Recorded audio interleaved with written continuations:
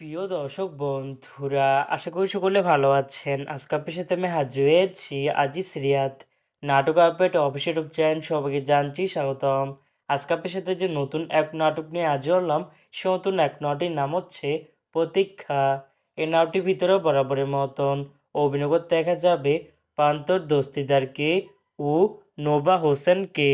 বরাবরের মতন এই নাটকটি রচনা করেছেন শিকদার ডায়মন্ড, আর গল্প, চিত্রনাট্য, সংলাপ ও পরিচালনা করেছেন নিকুল কুমার মণ্ডল। ইতিমধ্যে কিন্তু এই নাটকটি কিন্তু অলরেডি কিন্তু একটি কিন্তু পোস্টে কিন্তু আমাদের মাঝে রিহার্সাল করা হয়ে গেছে, তাও দেখতে পাচ্ছেনই। অসাধারণ হয়েছে পোস্টারটি। অবশেষে এই নাটকটি ইউটিউব পর্দায় আসতে যাচ্ছে খুবই শীঘ্রই। এই নাটকটি কিন্তু একটি ট্রেলার প্রকাশ করা হয়েছে আমাদের মাঝে, তাও দেখতে পাচ্ছেনই।